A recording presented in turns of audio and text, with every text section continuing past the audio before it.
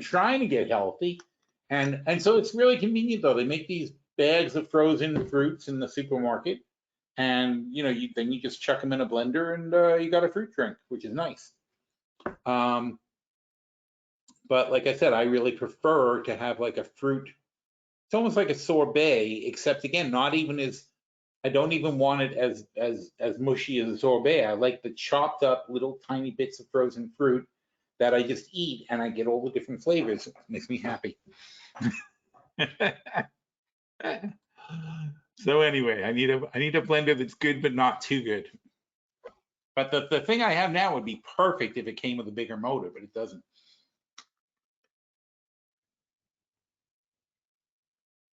All right, so we seem to have visual and we have audio, and these are the main things that we need. There's no smellio, so we're all good.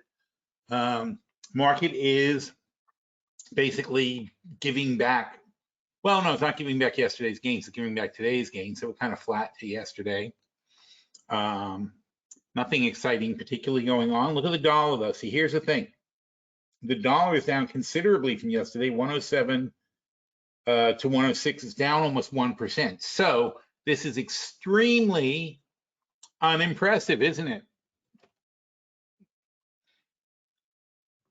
So if the dollar's down 1% and the indexes are flat, that means the indexes are basically down 1% against a normalized dollar. You don't want to be in that situation. Ooh, SPG. I guess we must have talked about them last week. I love Simon Property. They're not going to be the trade of the year because we're worried about a recession hurting retail. And then if Simon Property loses tenants, like if a couple of, let's see if we can look this up. Always assume everything can be looked up. So Simon Property Group, largest tenants. We're not even the first person to ask these things. This is the kind of information I love, though. All right, so you just have to think of it. With Google, the best thing to do is limit the amount of words. Go for less words always, not more. So you just want to try to get to the key point, and then hopefully somebody asks that question besides you. And given the size of the internet these days, it's almost certain that you're not the first person ever asked a question. So here's the thing about Simon Property Group. The largest tenant for Simon Property Group is the Gap, which contributes 3.2% to the base revenue. That's fantastic. That means no single tenant is going to hurt them by more than 3% of their total revenues. But you still want to take a look and say, well, who are their biggest tenants? And that's not very big. Won't get bigger. This is important, so let's see if we can do something about it. Control, what was it? Control plus? Plus, oh, there you go. Oh, look at that. All right. So,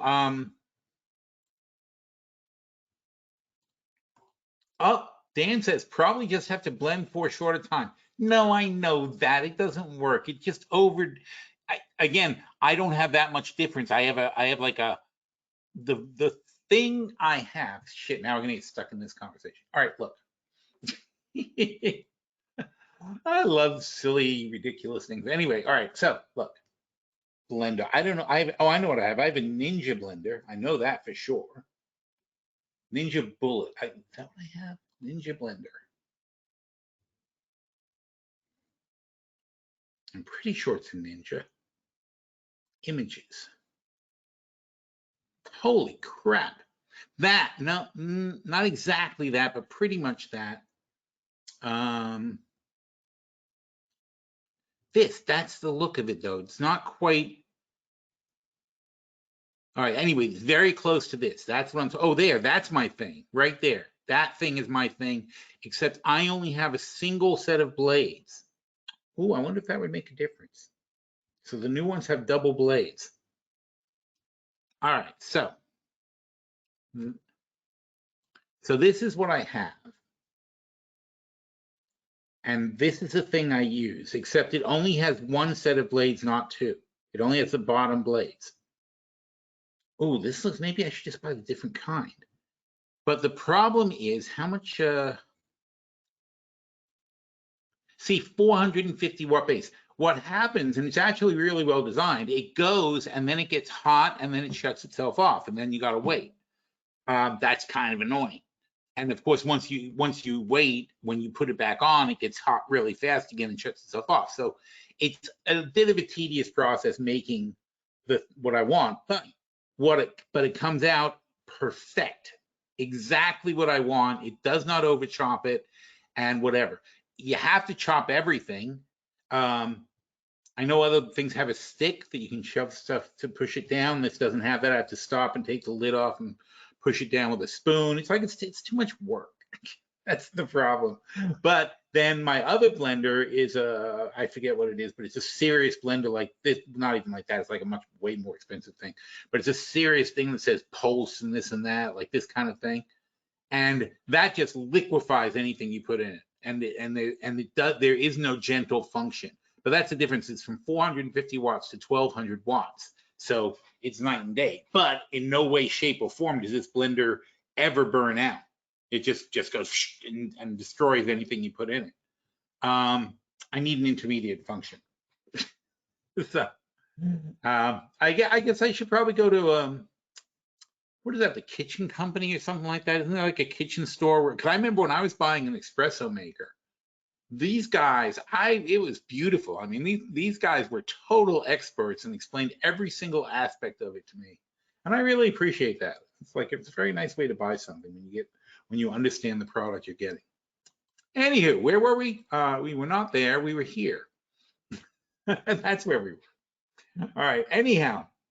So you look at Simon Property Group and you think to yourself, okay, the Gap, well, that's pretty safe. Okay, Gap should hang on. In fact, these are two companies we like. L Brands is Victoria's Secrets, right? So we love them. And this must be old because they're calling them L Brands and they haven't been called L Brands for a while. PBH is Phil Van Heusen. Tapestry, I don't even know what that is. Tapestry Incorporated, don't know. Signet Jewelers, always there. Capri Holdings, don't know what that is exactly. Foot Locker, another one we see. It's funny. These top tenants are basically ones we've invested in. American Eagle, not a fan. 1.3%. Lux Otica, God knows what they do. VF Corporation, don't know what they do either. Top Anchors, that's also obviously important, but look at a very small percentage of their total rents, right? Macy's, JCPenney, Dillard's, Nordstrom, Dick's, all right? Not Kohl's, who are perennially almost out of business. JCPenney, I don't know what their deal. I can never figure out JCPenney. I mean, honestly, I've been to a JCPenney, but I think literally, if there's any store I would never walk into in a mall, it's JCPenney. I just never have seen anything in there I'm even remotely interested in. And we got Target, we got Sears. I don't think a Target is being mall stores, but there aren't a lot of malls. Sears is done for. Number of stores, 4. Wow, that's so sad. Now look at the feet. That's even worse. Wow. This Sears used to be number 1 for sure. All right. Anyway, so now back to a normal size. Uh-oh. Oh dear. What the hell?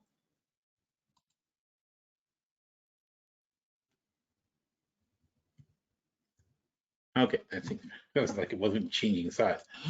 All right, so where were we? Simon Property Group. Why were we talking about them? Because they were on this thing. And I was talking about why I like the company, right? So I love Simon Property. And when you're looking at something like that, you have to, and it goes to any business, but you got to think about how do they make their money? They make their money renting their space to tenants. Then what's the health of their tenants? What kind of risk does Simon Property have? What if there's another really serious financial meltdown like 2008 and a couple of major guys go bankrupt? Well, in this case, they're diverse enough, and they're smart because they do this on purpose. They diversify their own tenant base so that nobody can particularly hurt them. You know who else does that? Tanger Factory. I always say family. Tanger Factory Outlets, SKT. That's another one. Also very, very good at diversifying their tenants, not too reliant on any one particular anchor. and they mix it up in different parts of the country. So it's hard for them to get seriously damaged by absentee tenants. And you know this because when you walk through the malls, you see that they're full. And that, by the way, is another thing. If you're investing in malls, and this is another problem people have because they invest in too many things to pay attention to. Very, very simple retail investing. And frankly, I used to invest more in retail when I used to go to the malls with my kids all the time. I'm not a mall person, but particularly. But when I would go to the malls every week, because my kids would end up, at some point they'd have to go there for whatever reason every single week in Jersey, I used to invest in lots more retail than I do now. Why? Because I would walk in the stores. If I was investing in a goddamn store, I would walk in there and look at the store. Are there people waiting in line at the register? Is stuff on the shelves? Do they have a lot of stock? Do they have a lot of things that are on sale? If everything's on sale, how would they make money? You gotta think about your investment and how it's making money. So I love investing in restaurants. I love investing in retail because I can go there and check it out. I don't generally go to the Tesla factory floor and see what's going on. They don't show me what's going on, but I can damn well see if a Gap is doing well or not doing well. I mean, you can't do it in one visit, but when you go regularly for many years to these places, you know what busy looks like, and you know what not busy looks like, and you know when they're in trouble because their shelves are sparse, they're not restocking things fast enough, they don't have enough employees. You can see the signs of trouble so far before the annual report's going to tell you that. And also you can see when they're doing well so far before the annual. Do they have help wanted signs everywhere? That's another thing you say, okay. Now, help wanted sign could mean they can't fill their positions, but sometimes if the store is busy and there's tons of people and they still have help wanted signs, that's a good sign, isn't it?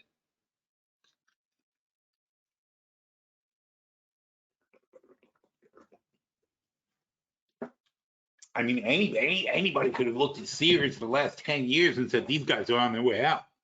It's amazing it took this long for them to actually disappear. What a disaster that is. It's an American tragedy. I mean, it was like the #1, it was probably the biggest business in America at one point. Compelling returns from the depths of pandemic. Simon Property total return. So they're this one purple. Who's this other one? Oh, that's Target by themselves. And again, this is why I like Target, because the only person who's anywhere near Simon Property is Target. So people are really down on Target, but it's a damn good operation. Look at this. Here's Walmart. Here, Walmart's the worst because they're already so big. It's hard for them to do anything. Amazon's not even exciting, and that's the S&P for comparison. So Simon Property and Walmart are both massively outperforming, and Simon Property has I don't know where you find a dividend anymore because frickin' Yahoo changed their thing again. They changed their system and then everybody got mad at them. Can you go back? What do I go back to? Oh, there you go. How nice. Sign in to save BA. So SPG. See this? Oh, that was the, oh, nope, now they're back again. Son of a bitch. So now they're back. Every time they change it, they keep trying to change the front of Yahoo, and people keep getting pissed at them and they change it back. Look at that. So that's a $7.20 dividend, 6% on $118.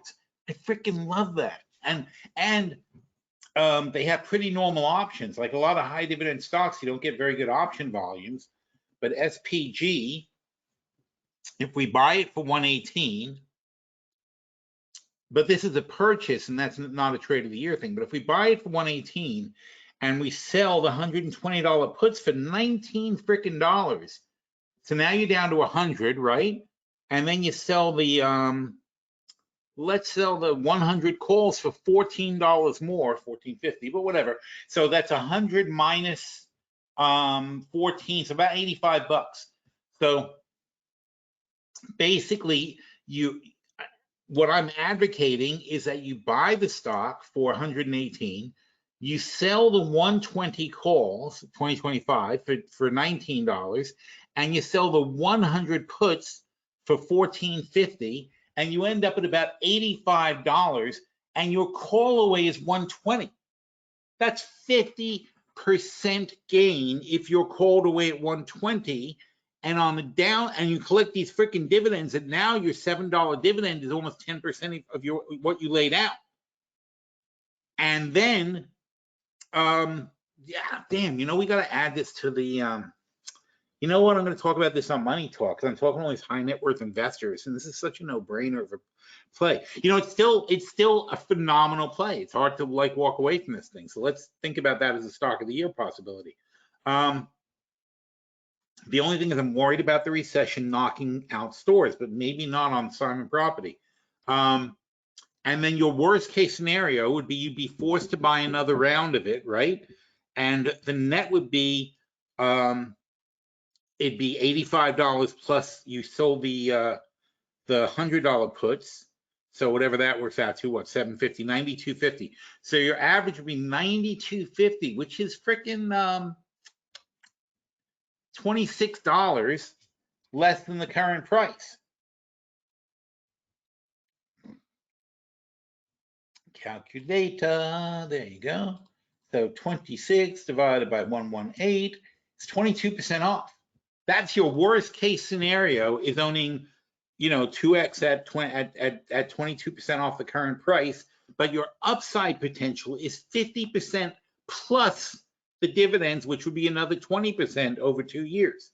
Not 20, 15, let's say 15%. So you're talking getting 65% back on this super. All you're doing is selling the 120 calls. You're basically saying Simon Property stays flat for 2 years. Now, also keep in mind, rents have gone up considerably. Simon Property is going to collect more rents, but most of their tenants are on 5-year leases or so. And if they're on 5-year leases, that means that it'll take the next 5 years for them to roll over their rent increases into new contracts. So, you know, that's always a thing, because when people say, oh, rents are going up and this is going to kill all these businesses, not right away. And this is, again, why inflation takes so long to put back in the bottle, because you've got these businesses that when they have to renew will pay a higher rent, but it's not like this week it's going to raise their rents. It's not like, you know, it really affects people in apartments basically every year their lease rolls over. You don't really sign a 3-year lease for an apartment. So they get hit right away. But you almost never sign a 1-year lease in a business, because you establish a business, you've got a location, you're trying to build a brand, you're trying to build traffic.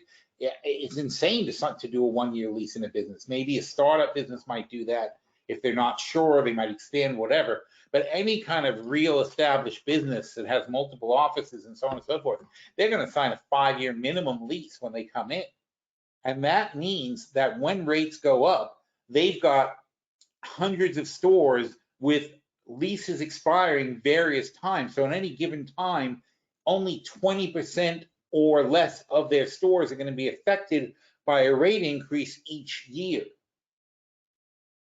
So it's a slow burn, but it's, you know, people over, and this is analysts, this is why analysts are such idiots, and that's why we did have a lot of retail stocks earlier this year, because the analysts were way overestimating the damage that was going to be done by raising rents and so on and so forth.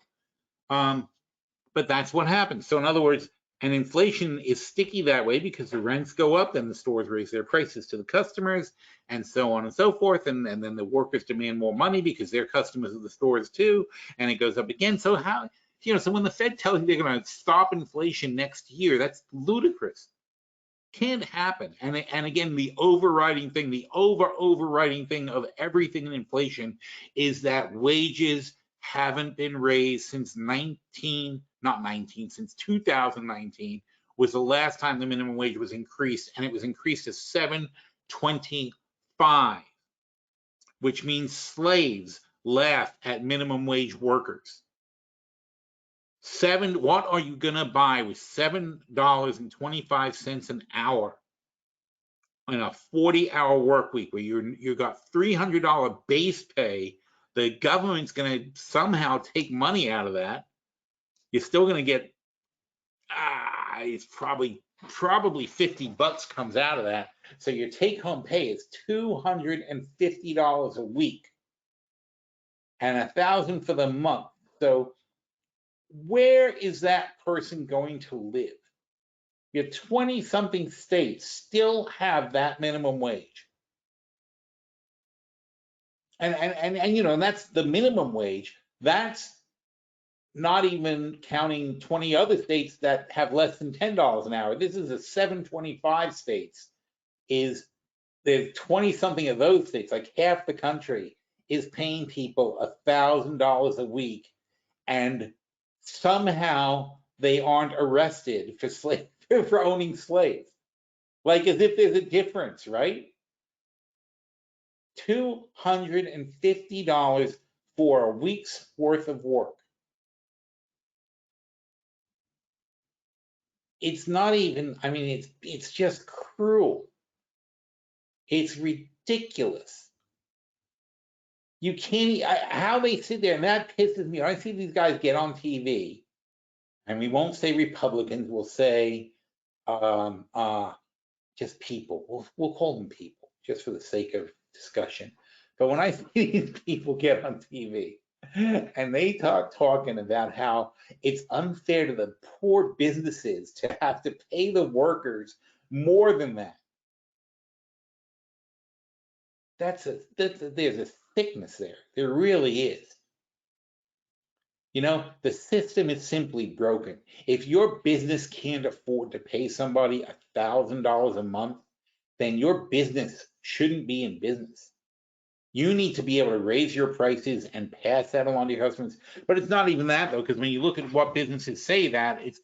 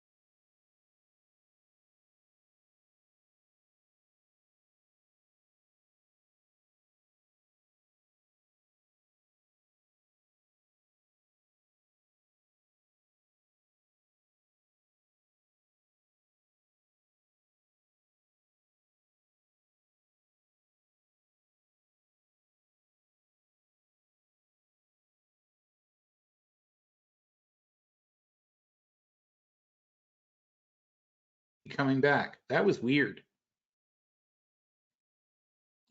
Okay. Stockopedia. Let's see if that comes back now.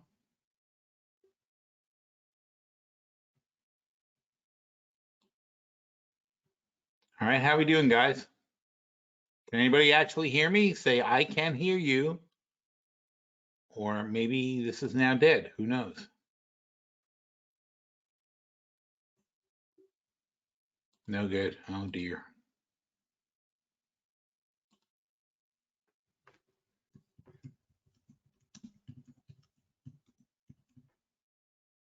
Okay, Ed can't follow instructions because he says good.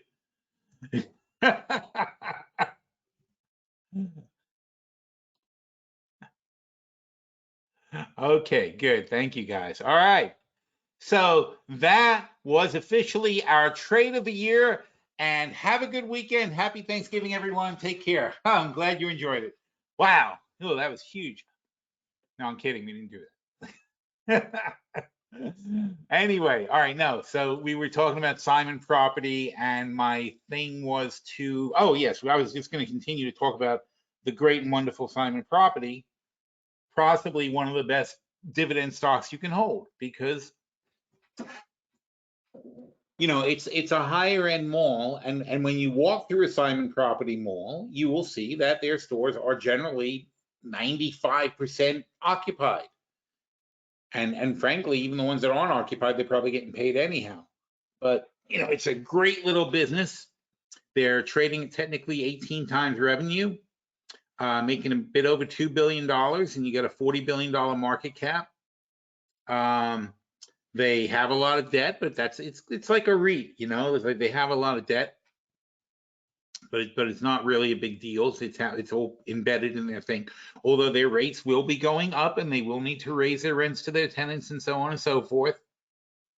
But long term, you know, especially when you can get the kind of discounting we can get. I don't know. I hope you guys heard the trade idea, but the trade idea was basically you buy the they're at 118. You buy the 100, which is 20, I think I said 100. Yeah. So you buy the 100 calls for like $29 or 30, let's lift $29, and you sell the 120 calls for $19. So that's net 10. That's net $10, and then you sell the 9. I think I said the 90 puts. Yeah, I mean, look, if you're net 10 here, even if you sell the 80 puts for $8, that means you're in net 2 on a $20 trade, and that $20 trade is basically in the money.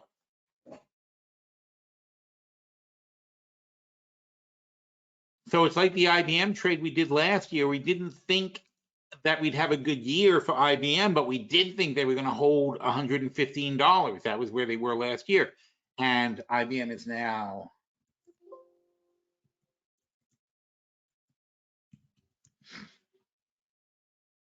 IBM's now 148, so they blew away our expectations. But Simon Property, again, I think Simon Property should be at 120. I'll have to look a little more closely at the trade, but that's going to give Google a run for the money. This is a fantastic stock. You can set up a really great spread with incredible leverage, $2 net on a $20 spread. So could we go lower? We could go lower, but the net cost on the if you're assigned at 80, your net cost is $82, which is miles below where we are now. So your worst case scenario of ownership is not a big deal. Could we do the 80-100 spread? The 80s are $41, let's say, and the 100s are 20. Well, we said that before, $29. So 29 and 41 is $12 if we do it that way. But then we could sell the 90 puts for 11, and then it's net 1. And then we're in the 80-100 spread. Wow. You know, we might have to do that. So in other words, I'm looking at doing the 100, 120 spread because my target, I think 120 is a very reasonable target. We're selling the 80 puts just because they're ridiculously out of the money. They're inconsequential, essentially, to sell the $80 puts. But what if instead we sell the more aggressive $90 puts for 11 bucks and we take the 80-100 spread? What we've done is what I said the 80-100 spread was 41 and 29 is 12. So that's a $12 spread. It's a $20 spread for $12. And we're selling $11 worth of puts. But I still think obviously 90 is way too cheap for Simon Property. It's $28 below the current price, effectively still close to 20% off. My upside though is I'm in for net $1 on a $20 spread. That's 20% in the money to start. So do I really think Simon Property is going to drop 20% over the course of the next year, recession or not? I don't think so.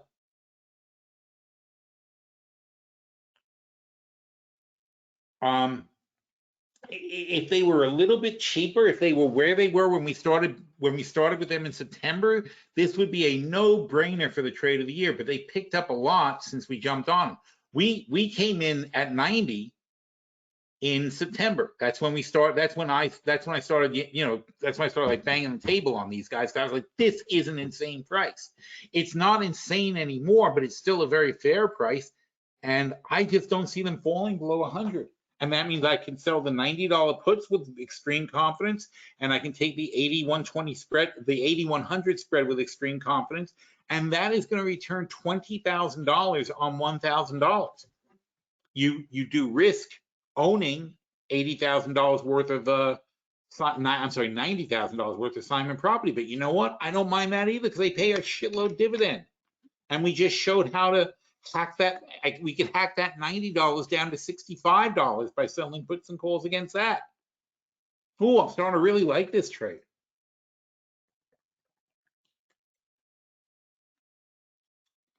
This will definitely be in the final four. It is like such a good trade.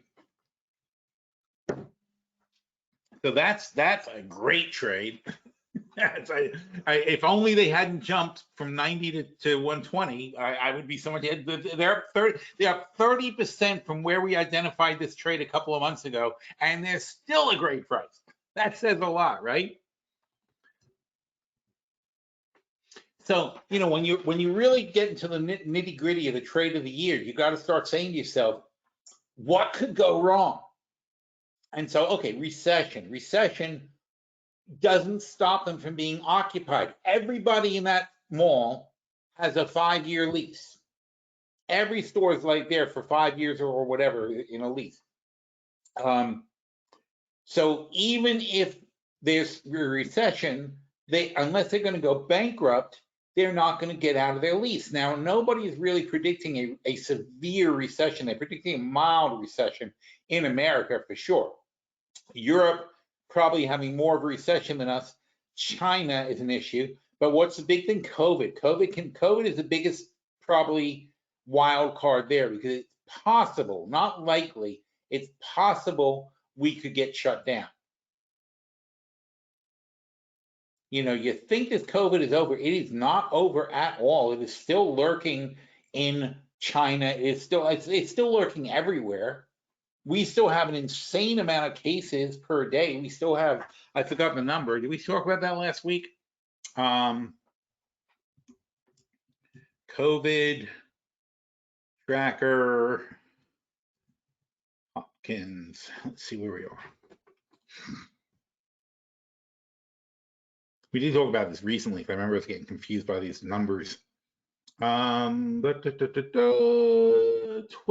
billion vaccines. That is incredible that we can even do that, though. We made 12 billion vaccine doses in a couple of years. It does make you realize, though, if there's a disease that really wiped people out and spread really fast, we'd be screwed, isn't it? Because this is an amazing feat, and that's nowhere near what you would need if there was a serious thing. So U.S. in a month, we have cases 1 million cases per month. Still 1 million cases per month. We have 9,000 people dying per month, 100,000 people a year still dying. And that's 28 days anyway. It's not even a month. So it's 1 month, February, unless this February is a leap year. I have no idea. But anyway, so it's 9 times 12. It's 100,000 people dying. It's 12 million people catching COVID. 12 million people is great compared to the 100 million who've caught COVID already, but that's why it's 12 million, because we've all had it already.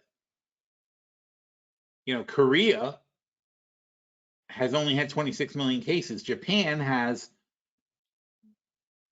like close to 150 million people at least. They've only had 24 million cases.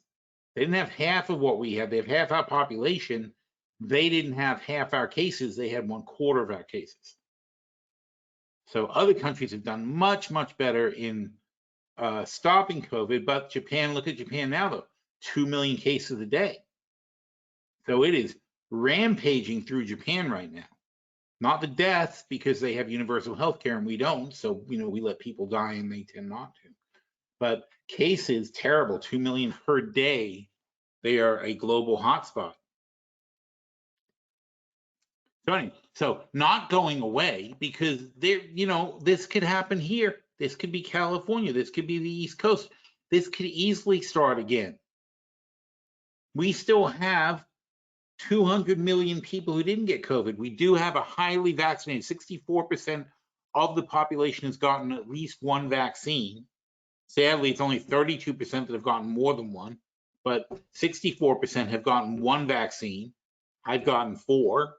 So, you know, you figure how many people didn't get it if I got 4.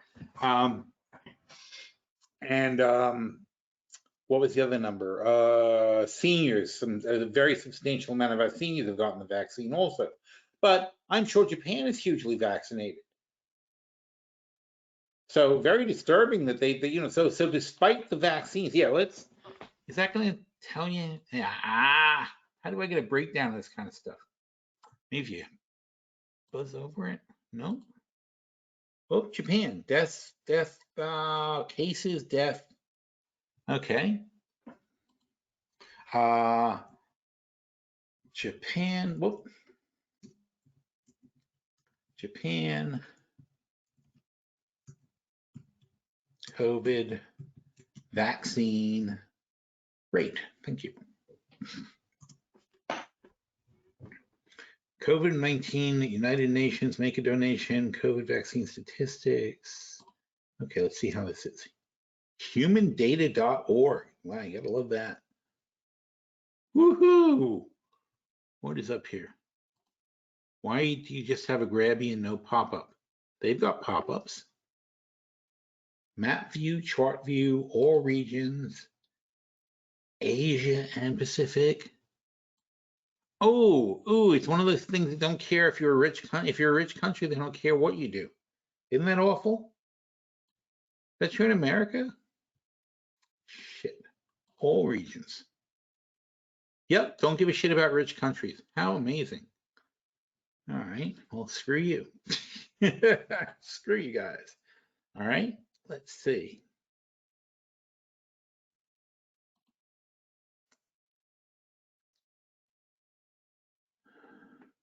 The crisis, this stats, blah, blah, blah, blah. So this is not going to be an easy thing to get. All right. Japan COVID vaccine rate by age. Japan vaccine rate. Okay, let's see what that tells us. Daily reported trends, daily new infections. Whoa.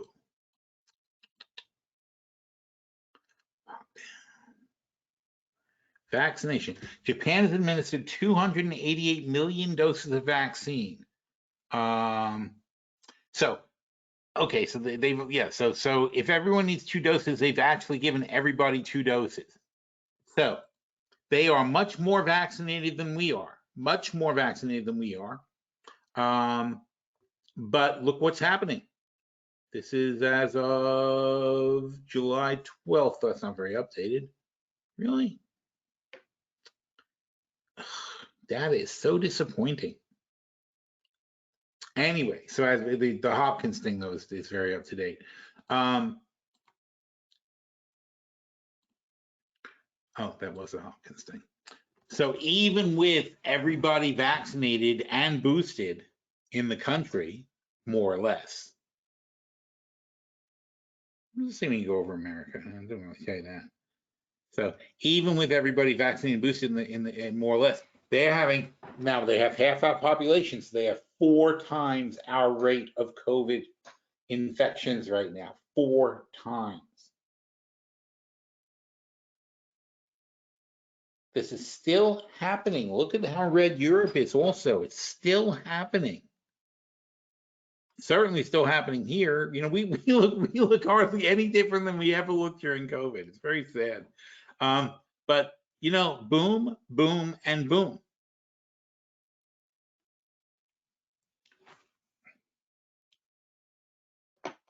And again, we are under the impression that America is hugely underreporting now because, you know, if you are vaccinated, you don't tend, you know, people shake off COVID pretty well now, and most people are not reporting at all. They don't even bother going to the doctor. They just have a mild flu and they get over it.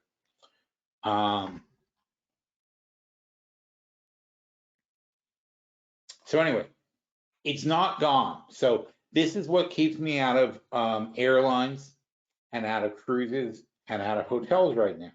Okay, it's not over. There is still the possibility that your investment can be wrecked. And that's a problem for Disney because Disney is very much hotel, cruise lines, parks. They're very people and films. And, you know, so they need people to go to the movie theaters. They need people to go to their parks. They need people to fill up their hotels. They want people to get on their cruise ships. This is a problem. And whether, you know, and despite what America does, Shanghai Disney is closed. You know, Disney's got what do they got? They got Florida, California, Tokyo, Shanghai, Paris. So they got 6 parks around the world or something like that. You know, so if you have 6 parks and 1 is closed, that's going to impact your revenues pretty significantly, right? And it's a shame because I love, you know, I mean, you know, Iger's back. It seems like a good time to start with Disney, but there's too much uncertainty to make it any kind of, certainly, again, speculating in the long-term portfolio, we've got oodles of cash and we can, and if they go to 50, we're happy to buy more because I don't think Disney's going to go away. I just think that they could have a rough time until we, you know, really get a handle on the virus, which we may never do. By the way, this may be like the cold, and we still haven't figured out how to cure the cold. We just deal with it every year. Like this is going to be a very bad. This year, the flu may kill more people than COVID. It may kill 100,000 people this year in the flu season. We just live with that. So if we keep COVID down to killing 100,000 people a year, we don't count how many people are infected by the flu. I believe the number of people infected by the flu in the US is something like half, like 160,000 people. It's 160 million people. So we don't worry about that or consider that a number. We don't factor it into the earnings of Walgreens or whatever. That's just life. That's just life in America. It's life everywhere. I mean, the whole world accepts the flu. Oddly enough, Japan and China less so because they wear masks, not for themselves. When you have the flu, when you see people, again, in the old days, in the pre-COVID days, when you would see people walking around in Tokyo with a mask on, it wasn't because they were worried about other people. It was because they have a cold and they didn't want to give it to anybody else. It was a known thing to do for everything. They're just they're more considerate society, basically. They actually will do that without having to be told to do it. Well, you're told to do it through customs, the same way you're told to say please and thank you, right? It's just another thing they're taught when they're young. Anywho, so Disney is not, well, the earnings are coming down, or the earnings estimates are coming down, but they used to make, at 60 billion, they made 12. That's 20% to the bottom line, right? And here's 70 billion, they only made 11. So that was a particularly good year, but easily dropping 15% to the bottom line. Now, that's not even 10% to the bottom line. So if Iger, who was president here, or CEO, was able to do that, now, big loss here. And I bet if Iger wasn't there, it would have been a lot worse. But look what happens to them during COVID.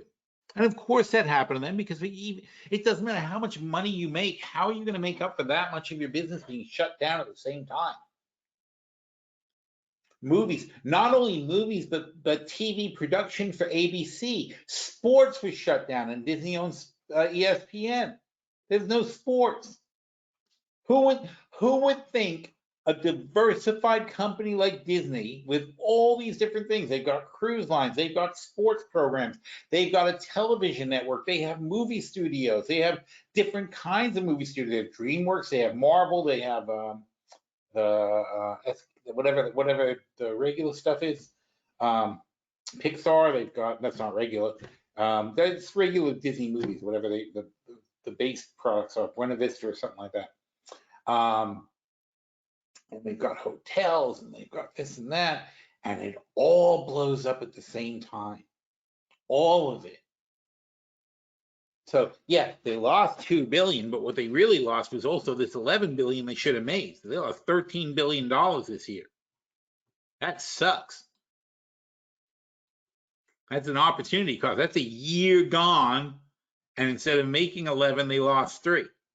And then the next year, it's more of an opportunity cost. Instead of making 11, they lost 2. Now they're recovering 7, 5, 9. They'll be back at 11 next year, even not next year, whatever year that is, 2025. They'll be back at 11. Now back at 11, when they're only priced at 171 billion, it's great. So I want to own Disney. I want to be in Disney stock in 2 years, and I don't mind being in at this price. And if you say, oh no, Phil, it's going to go lower, I'm happy to buy more, because one day they'll get back to this.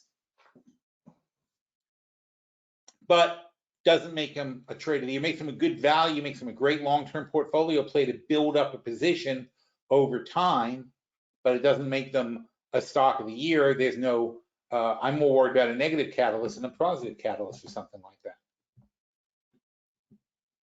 All right, so that's what you have to do though. I mean, you have to get to levels, and we're doing, in the analysis we're doing so far, here we go.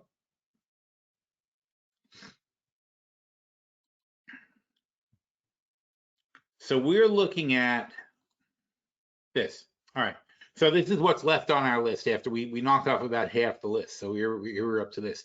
So when you're looking at each stock, what I'm doing, well, most of them I'm being quick and saying, okay, well, this is the PE, here's the debt, here's this, here's that.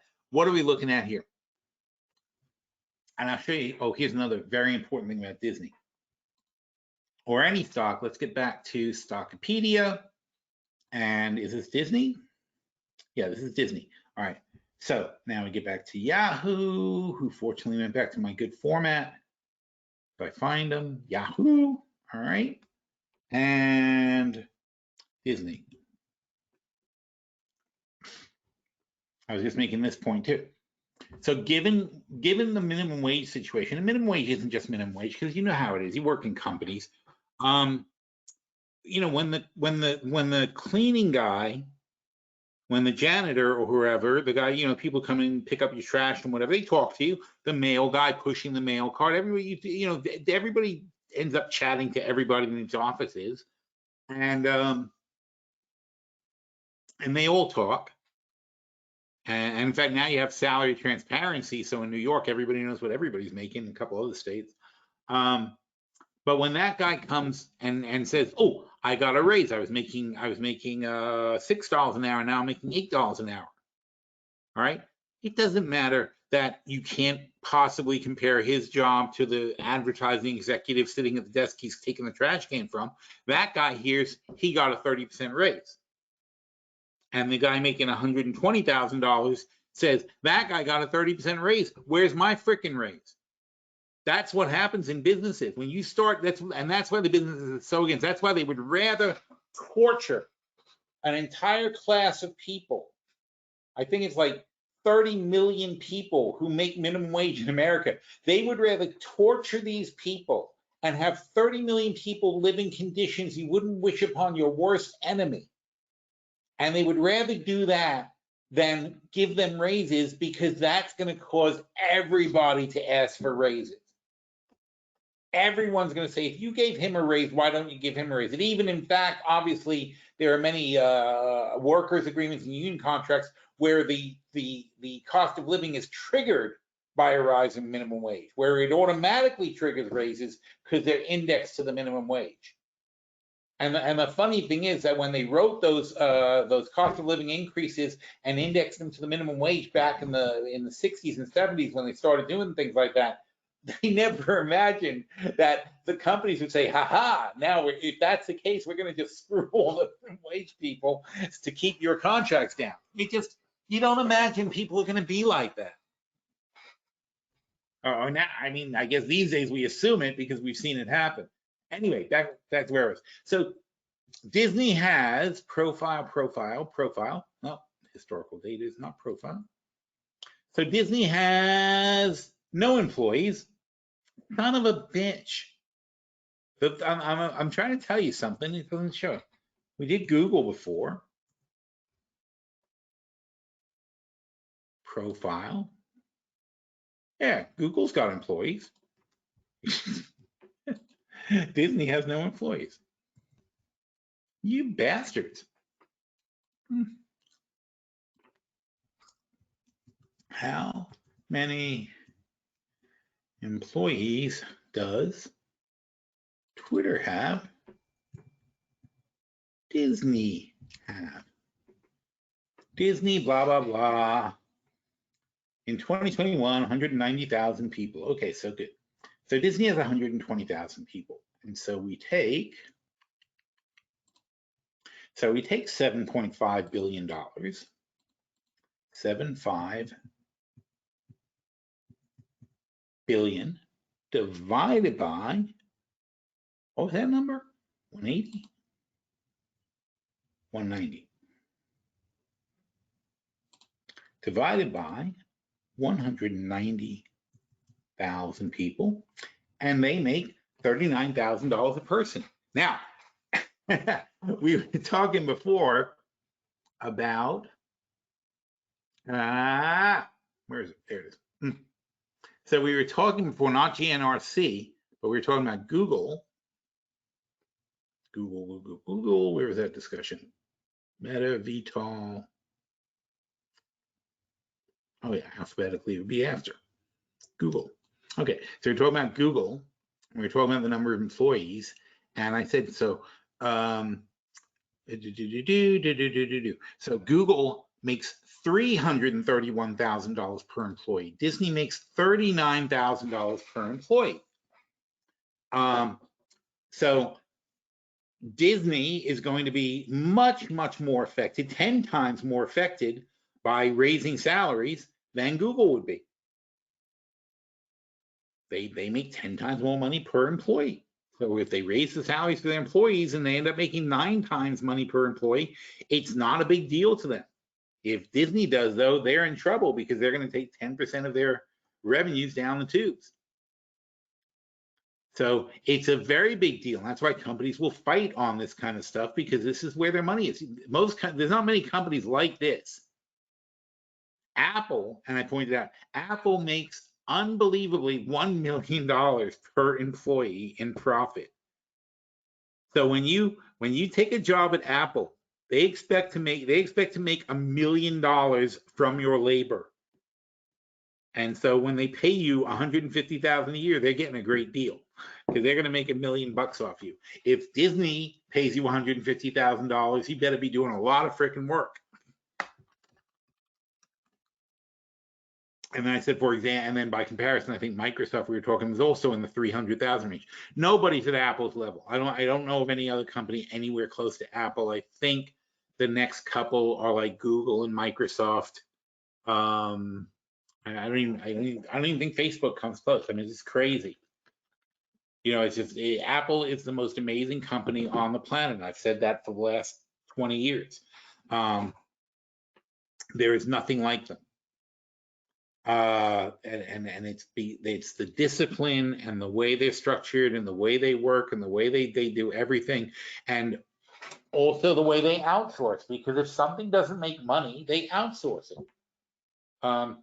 Apple, I know this from back in the 1980s when I used to work with Apple. I was in computers back then, selling. I was director of network sales at Intelligent Electronics, and I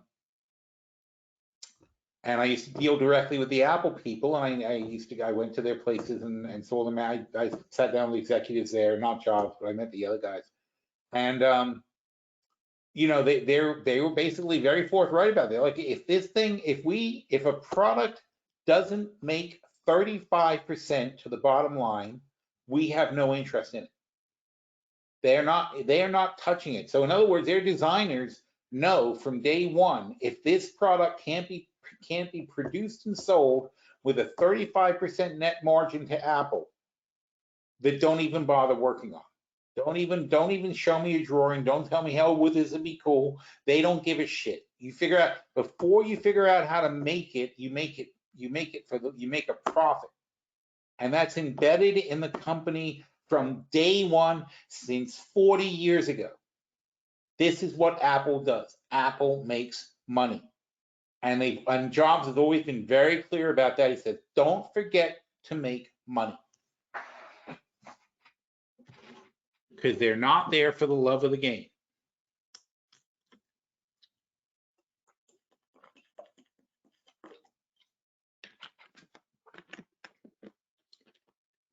You know, and coming up with cool products, I mean, cool designs, that's a side thing. And they decided that's their brand, and that's what makes them the money, though. That's why people love their products. So they have that brand, and they keep going in that direction. But if they can't make their money, if they can't hit their margins, don't even bother with the product. And that's why they don't make certain peripherals, and they don't do certain things, and they don't push monitors very much, because there's not the margin in the monitors that they need to make it work. So they don't do it. They have some monitors, but generally they don't care. They sell you, they actually went away from the whole concept of monitors and just sell you the screen now, for the LCDs on top of your devices, on the iPhones and iPads and laptops. That's money. But a separate standalone monitor, that's no money. So they basically don't bother making products that need one, except for the some desktops that people still want. But they're like, well, go buy the desktop. We have this 2 monitors in the whole store that you can buy, and if you don't like those, which are way over the normal price of the market, if you don't like that, then go buy it somewhere else. We don't give a shit if we sell monitors. Which is fine. I mean, it's stay in your lane basically is a great strategy. But that's why Apple makes $1 million per employee. They do not sell anything that doesn't make money. Google, as I said, very, very strong contender. This particular trade is an extremely strong trade for them. Net 2,000 on a $40,000 spread it's really right neck and neck with Simon. So now we're starting to, it's like a horse race. So we're starting to see who's coming out of the pack. And so Simon Property, we can definitely make a trade there, and Google. And you have to start saying, well, how could we lose? Because this is what it comes down to when I'm picking my trade of the year. You guys have, that you see how much work it is, right? So it's like I have to do this with every stock. Although I abandoned most of them. Most of them I'm like, no, doesn't like this. I don't like that. I look until I see something I don't like. And if I see something I don't like, I'm kicking it because I know that my winner is going to be perfect. I know my winner is going to be perfect. This is a perfect trade for Google. It's a perfect trade for Simon Properties. I have to now decide which is more perfect. But they're all going to end up in the long-term portfolio. All the near misses are going to be in the long-term portfolio because they're all phenomenal trades. But again, now I have to go past the fundamentals, and past, do they make money, and past, are they safe from labor increases, are they safe from supply chain shortages, blah blah blah. And I got to start thinking about the business environment and how Google's going to go and how they're going to make money next year and what their prospects are and which way the trends are going for Google. Are they gaining revenue, are they losing revenue, are they moving money here and there, how's the cloud doing? You have to think of every single business and how they're actually making money and what's the prospect for the next 12 months. That's what matters. I need to be at 120 into next January so I can be on track to make my money. Since my money here is going to be $38,000 profit, 1,900% profit. If I'm at 120 for 24 months and I'm going to make 1,900%, that means I'm going to make 300% by March. If this thing is on track, I'll make 300% by March. And that's what we're looking for in a trade of the year, right? Which one do I think is the most likely to return 300% in less than a year? And you notice we don't take a year trade. I don't need to take a March trade. I don't need to take a 24-month trade. This trade is going to make 300% in, I'm sorry, 1,900% in 2 years. That means 300% is a walk in the park for this trade. And again, assuming Google is around 120 bucks. Here's the problem with Google though. It's not at 120 bucks, is it? It's like at 90 something. It's like at 100 bucks. So this trade needs Google to go up 20%. Simon Property needs Simon Property not to go down 20%. All right, but Google, what's more likely to happen? Is it more likely Simon Property won't drop 20%, or is it more likely Google will go up 20%? I need one of those two things to happen for either trade to work. Now, I might look at a more conservative trade on Google and say, okay, how about if I bet Google doesn't stay below 100? How about I move it down like I did with IBM, right? Like, I don't know if they're going to get to 120 because it's going to be a rough year next year, but I do know that under 100 is ridiculous, and I don't think they're going to go a whole year with people ignoring Google as a pickup for their portfolios. Even in a recession, you got to buy something. If you're a hedge fund manager, you got to buy some stock. And I'm doing the same thing they're doing. I'm looking at a screen. I'm looking at all these different companies. I'm narrowing my focus down, and I'm saying this is the best of the bunch. And that's why our top trades work. That's why our trade of the year ideas work. That's why our watch list works, because I'm looking at things the same way these fund managers look at stuff. I'm picking the stocks that are the best of what's available at any given time.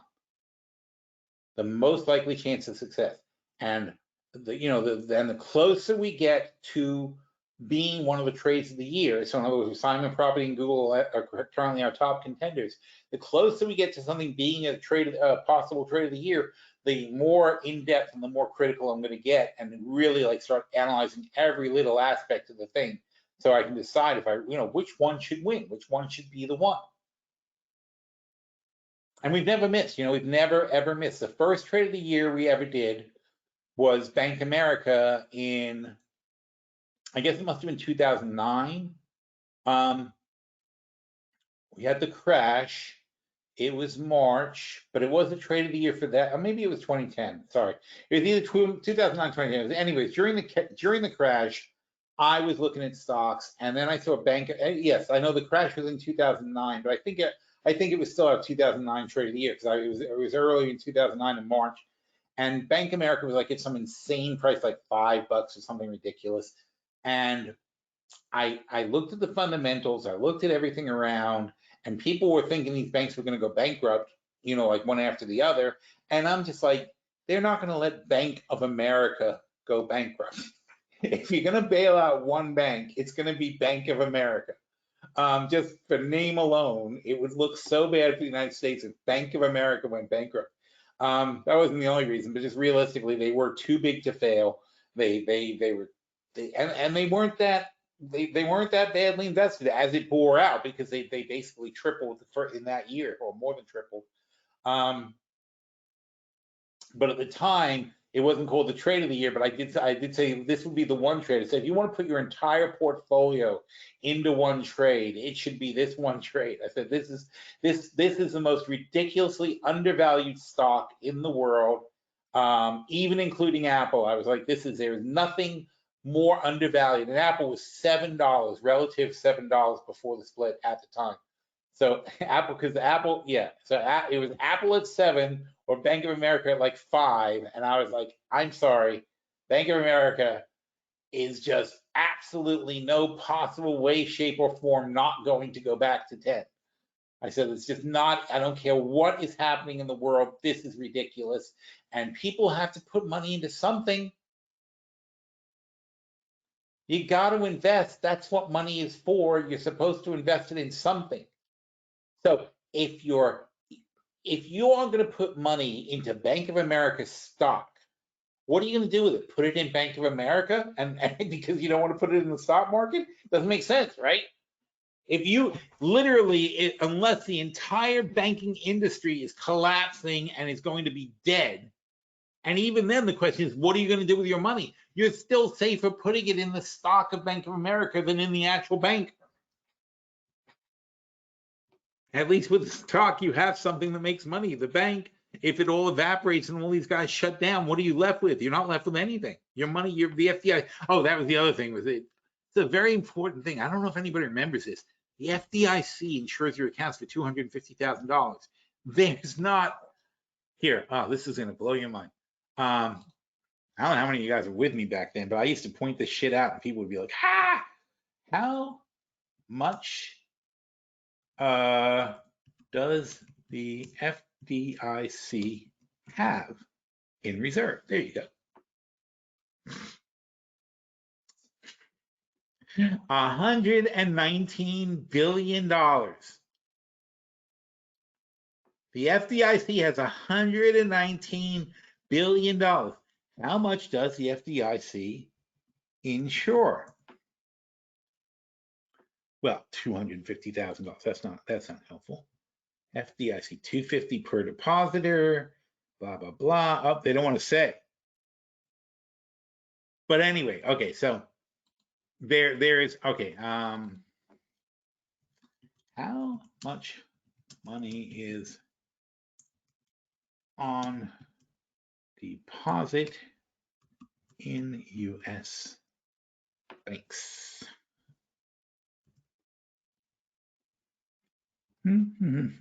Wow. 19 trillion. There you go. $19.5 trillion. You can't even write this on the calculator, I don't think. 19.5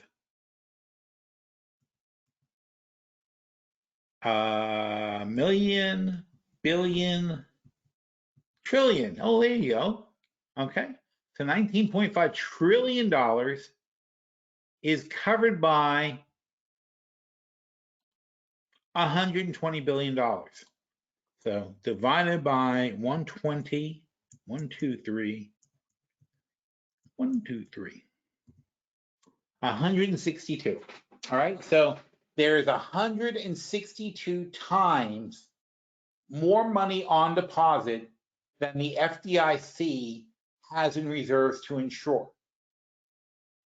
Not double, not triple, not 10 times, because 10 times means you would get 10% of your money back if all the banks failed, or it would mean, in theory, even then you wouldn't get it, it would all collapse. But if all the banks failed and they had 10 times more, you would get 10% of your money back from the FDIC because they'd have to pay everybody back, right? Now, it also means, though, that if 10% of it, if it were 10 times, which it's not, if it were 10 times and 10% of the banks failed, then the FDIC would be screwed. They would have no money. This basically did happen to them in 2008. It only took a couple of banks like Bear Stearns and Lehman, and all of a sudden the FDIC had nothing. And plus a lot of savings and loan went out and so on and so forth. And the FDIC had nothing. Now, this also happened in the savings and loan crisis in 1987. So it's not like we didn't know this could happen. It did happen. We didn't fix it. It's not fixable. How could you possibly insure $19.5 trillion in deposits? How could you possibly insure that? And that's cash. That's not including bonds or anything else. That's just cash deposited in banks, $19.5 trillion. So we're not at 1 times or 10 times or 20 times or 30 times, 162 times. That means if 1% of the banks fail, 1% of the banks fail, the FDIC is wiped out. Not, and obviously not 1%, 1% of the volume of banks, total. So in other words, if JP Morgan went bankrupt, they're 10% of all banks. If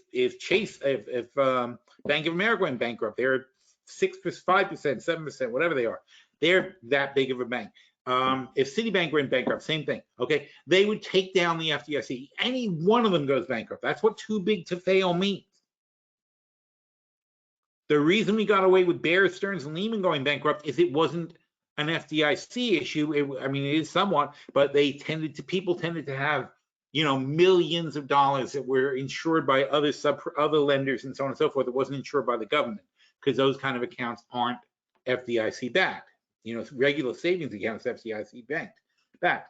But again, it goes back to all these too big to fail banks have 10 times more money in them than the FDIC can actually insure. At least each one has 10 times more money than the FDIC can insure. It's a joke. The FDIC covers you against a small bank failing. Any regional bank, any small bank fails, the FDIC has the reserves for it. Plus, they would make a call on all other banks to put up some money to help shore up the stability. There's all of these mechanisms for it. But the reality is, if there is a serious collapse, it's a joke. Your money's not insured for shit. Keep that in mind. And I was warning people about this back at the time. I was especially warning people who had millions of dollars in their accounts. And I said, don't be an idiot. Move your money to other accounts. It doesn't cost you anything. If you got $1 million, open up 3 other accounts and make $250,000 in each account. You can't be lackadaisical about this because you don't know for sure your bank is solvent.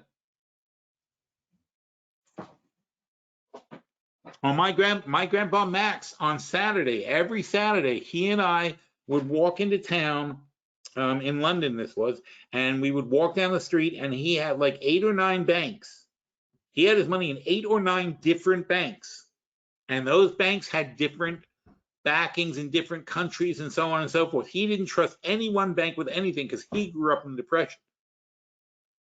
And he said, no, that's not how it works. They can tell you any bullshit they want, but the reality is you never know who's going to be solvent, and you never know if your money is going to be safe in any one place.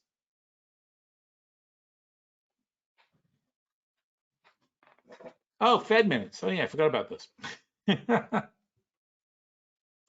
Okay, so where are we? All right, somebody asked, what's my top 10 candidates? I don't know what my top 4 candidates is. That's why we're going through this stuff. Anyway, all right, no, and somebody said we didn't hear anything about Google. That was because we talked about it in the member chat. It wasn't a topic of discussion here. And the Fed minutes. Well, who really gives a shit what the Fed said? But we'll go over it anyway. Let's see. Oh, look, seemed to cheer people up a little bit. All right, let's read them.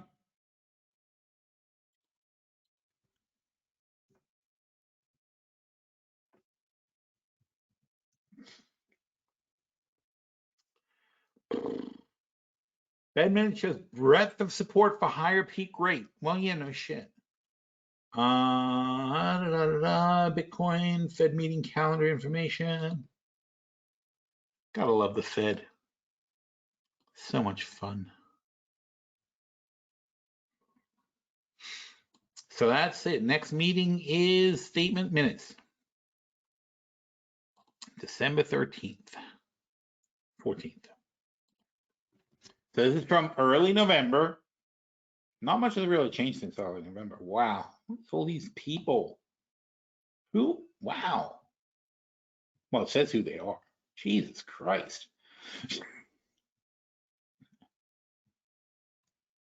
Are there really this many people in the room? That's crazy, isn't it? Wow. Committee ethics discussion. That's an interesting concept. Effective only foundation and participants refer important holding themselves, staffs accountable. This is about the stock stuff, right? Because they've been stock trading, and everybody's getting really pissed at them, which really makes sense. You really shouldn't be allowing them to trade when everything they say moves the markets. Of course, the same could be said for Elon Musk. That dude lost $100 billion this year. That's not good. Not including the $44 billion he wasted on Twitter. Let's see. Developments in financial markets and open market operations. Manager pro tem. Okay. Over the period, financial conditions tightened. Market passed policy rate, the median federal funds rate, September. I'm sorry, I'm not going to read all this. Sustaining monetary policy, data received over the period, higher than expected inflation. Markets placed odds 75 increase. See, this is what they care about though. Market participants placed high odds on a 75-point increase. So they do care about what you think is going to happen, and they tailor their policy around that too. Nevertheless, contexts are increasingly focused on the question when the committee might slow the pace of increases, because they're like, stop, you are killing us. In light of substantial tightening conditions occurred, most respondents to the open desk survey viewed a 50-point increase in the target range at the December meeting as the most likely outcome on net. Notice that's very important, right? That's the good news for the market. 50 points. They latch on to stuff like that. 50 points, not 75, at the December meeting is the most likely outcome. On net, Treasury yields higher, reflecting an upwards expected path of the policy rate and higher estimated premiums, investment grade bond yields, blah, blah, blah. Manager turned to next to a discussion of volatility in the financial markets. UK government was more disastrous than it is now with what was going on. Bank of England had a temporary, that's all off the table now. So all these are better, have improved since then. These purchases and subsequent cancellation of budgetary measures, again, they're very, very concerned about, well, of course you are. The Bank of England screws up, it's a major catastrophe for the world. Markets for U.S. Treasury, some markets implied volatility approach pre-pandemic. Spread yields on mortgage-backed securities over yields of treasuries widened sharply, reflecting sensitivity. The increased volatility appeared to contribute to a decline in measures of market liquidity in core fixed assets, in particular around the period associated with UK volatility, but functioning remained orderly. So again, improved. The foreign exchange value of the dollar appreciated further. Market participants perceived several Asian economies as engaging in foreign market exchange interventions with response to depreciations of local currencies. The case, this is something we talked about was going to happen anyway. In the case of advanced economies, as monetary policy tightening was well underway, market participants focused on communications perceived signaling to be potentially slower pace of rate increases in the period ahead. So in other words, other people are going to slow their tightening. They were trying to catch up to the Fed, and many countries did catch up to the Fed. They're going to slow their tightening because the Fed can't act in a vacuum. If they keep tightening at a pace faster than other countries can tighten, because it's too much pain economically for them, then what they do is they overly strengthen the dollar, which they had been doing for the first half of this year. They've been overly strengthening the dollar, and that was driving down prices, which was good. It's a little bit of a lid on inflation, but it's bad for business. It's bad for U.S. businesses. It's bad for the S&P 500. You do a lot of business overseas, and it lowers their income because their income is being paid in foreign currency. And so if it's translated into dollars and the foreign currencies are weak, it's bad for the earnings of the corporation. And it's a paper damage to the companies, right? I mean, they sold the product, they sold it for the price they expected, but the price they expected in lira or there's no more lira, in euros, is not what they thought they'd get when it gets translated back to dollars.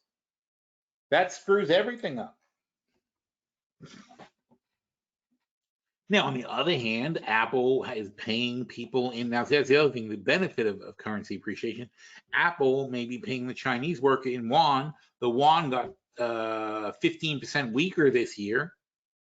And so Apple got a 15% discount on all the stuff that's being made by the Foxconn workers who are going on strike for the crippling conditions they're putting them under. So there you go, everybody wins. Money markets, Federal Reserve, overnight repos, fairly steady, blah, blah, blah, period ahead. The repos, overnight, when they say overnight repos, that's like free money they give to the banks. Balances, reserve balances wouldn't depend importantly. They basically, the Fed basically gives the bank money for almost nothing overnight. Bank gets to do something with it, makes money, and they give the money back to the Fed in the next day. It's almost not a transaction, except the bank makes a ton of money. Just like giveaways. Recent developments including regard to the open relationship, blah, blah, blah, conditions evolve. However, the manager pro tem noted the money market conditions could change quickly. Treasury tax payment date in December could increase the Treasury general account balance. That's interesting. This could require more money market participants to be responsive to shifting liquidity ahead in the coming period. That's something to watch out for, right? Current market quotes suggested expectations of limited upward pressure on domestic money market around the end of the year. The offshore dollar markets, the premium associated with borrowing dollars was modestly higher than similar points in the year. Regarding the Federal Reserve income, 11 banks referred to deferred assets of $6.3 billion. That's not a big number, reflecting negative income from rising expense. Many other central banks also face negative net income. I see. Oh, many other central banks, not them. Staff review the economic situation. Real GDP had increased at a moderate pace. Labor market conditions remained tight. Consumer price inflation remained elevated. See, that's improved. All that the consumer prices went down a bit. Oh yeah, we had that today too. Damn it. Who do I look at for that? Is it briefing.com? Briefing.com. Is this the right one? Yeah, calendar. There you go. Good to log in. That's me. I'm not a robot. I think. Would I know if I were? Earnings? No. Economic. There we go. So what do we have today? We had the durable goods were 1%, which was better than expected.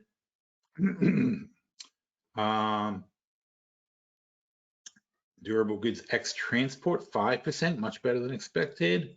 Very nice. Prior was -9, now it's 1. Very nice. Oh, I'm sorry. No, -9. No, that's worse. -9 is worse than it had been. Stop that. Okay. Anyway, here you go. PMI. So the PMI is at 47 and 46, down considerably. Okay, so that's a big difference. Services down a little bit, but manufacturing down considerably, almost 2.5, not 2.5, 5%, 5% drop in PMI. New home sales blew it away. Wow, new home sales much stronger than expected. And that's because the price people want for used homes, for lack of better, but for used homes, it's gone up. Oh, consumer sentiment, big improvement. Look at that. 55.1 came out at 56. It was 54. Again, a 5% improvement. Very good. Good job, consumers. Everybody's happy. Oil inventories were net. I don't even give a shit today. Oil inventories were a draw, and that was at least stops them from being in total disaster territory. Everything's kind of lining up now. They were different, but now we're at sentiment, outlook, and present conditions are all kind of lining up. So this is what everybody feels about the current situation. And again, why did we go to cash? This is why we went to cash. When did this happen? In 2008 is when this happened. This is horrible. The sentiment of the consumers is horrifying. It's not worth risking having so much stock in our portfolios when you see something like this. The consumers are miserable. What happened here? We had stimulus. The Fed dropped their rates considerably. What is not going to happen here? We're not going to have stimulus with the Republican Congress, and we're not going to have the Fed dropping their rates. So none of this is going to happen. And we're in a bad situation that's not going to get better for a while. So it's a good time to be very cautious.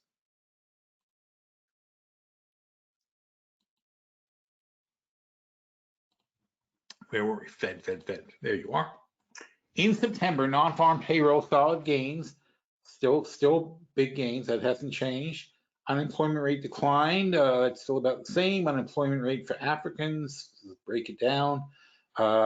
Labor force participation is down. That hasn't improved. Employment population ratio. And again, you're not going to change the labor force participation rate. And we talked about this before. The number one thing you could do is to take 20 million mothers of daycare-aged children and give them a viable place to put their kids. There's 20 million women who are trapped at home, and again, I'm not going to be politically correct about it. They're trapped at home taking care of kids, whatever you want to call it. Yeah, I mean, yes, it's a valid thing to do with your life and blah, blah, blah, and so, whatever, but you don't have a choice because they can't work if they want to. And a lot of those 20 million women want to work, need to work, because a second income would be great for the family, because inflation is eaten into the primary income at the same time as there's a new mouth to feed in the house. But they can't, because the cost of going to daycare and dealing with that, not only that, but the difficulty of daycare and having to pick up your kid and so on and so forth also makes it hard for you to take a real job. It's hard to get a real job where you have to go pick up your kid from daycare every day. You can never work late. You can never do this. You can never do that. You're going to be late some days. If the kid's sick, you got to stay home. It's difficult, which is really a problem. This is why women have problems keeping up with men's salaries, because women have a lot of women have decided to have children. And when you decide to have children, you're making a commitment outside of work that's very serious.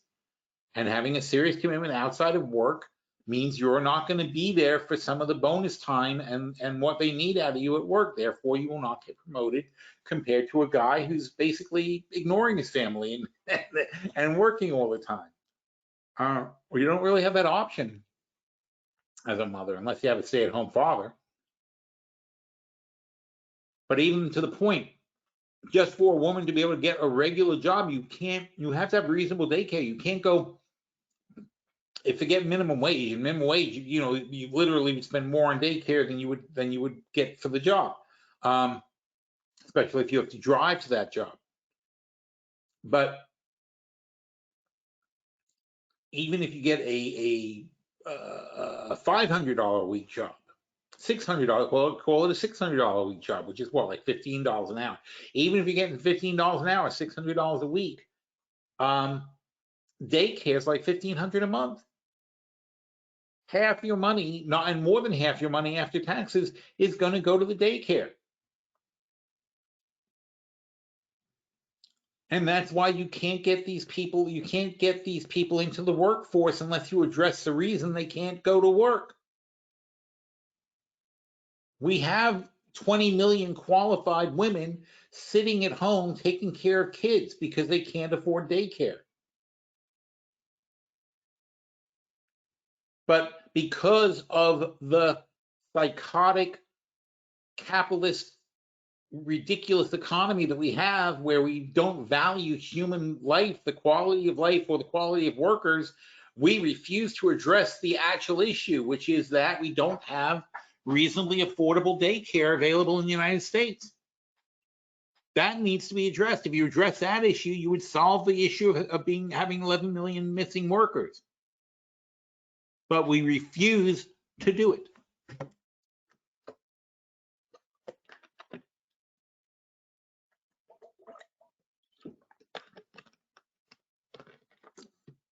And see, if you did that, you would have less pressure on the workforce for wages and so on and so forth, because you'd have an adequate amount of people filling jobs.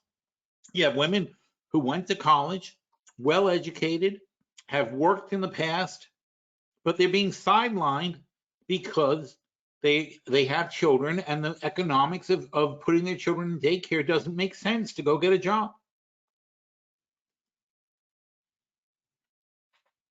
It's insane. It's really insane. But anyway, completely fixable thing, but nobody's got the will to fix it, which is horrifying. So private sector job openings, blah, blah, blah. I hate it when I look at a problem that is like driving the Fed crazy. It's like so easy to fix, but who's going to fix it, right? Who's going to put their foot on the third rail and politically do that? It's like a nightmare. Nominal wage growth continue to spend, average hourly earnings 5% over 12 months. Employment costs, which also benefit costs, 5.2, 3-month change, who cares? Okay. Consumer price inflation remained elevated. PCE price inflation 6.2.